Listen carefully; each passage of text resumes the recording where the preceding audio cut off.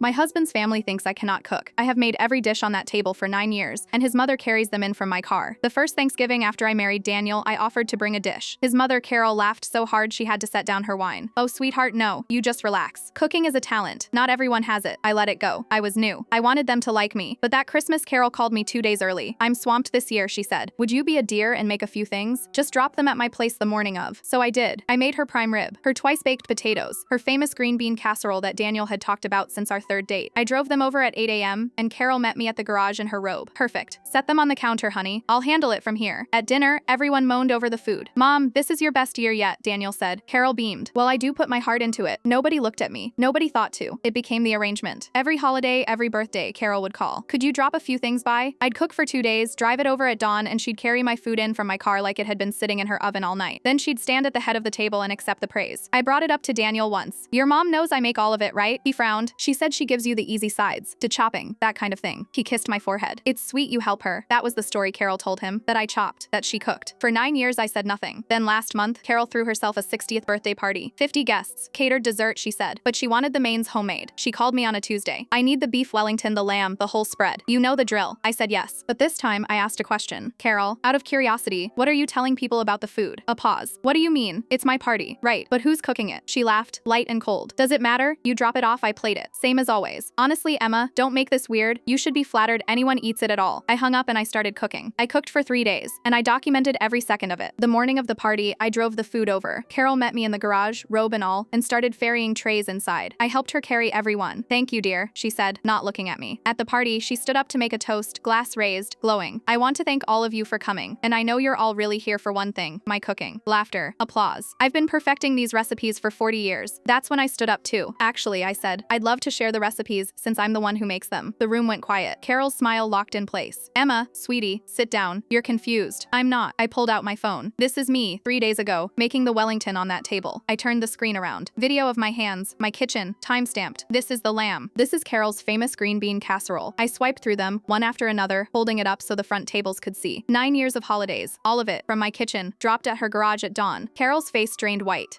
She's exaggerating. I supervise. You met me in the garage this morning in your robe. I said, you hadn't turned your oven on. Check it, it's still cold. A cousin near the kitchen actually got up and went to look. Came back, it's off, been off. Daniel was staring at his mother like he'd never seen her. Mom, is this true? Carol opened her mouth. Nothing came out. 50 people watched her stand there in front of a table of food she didn't make, at a party built on a lie she'd told for 9 years. You should be flattered, I said, echoing her own words back, that anyone eats it at all. She sat down, and for the first time in 9 years, nobody clapped.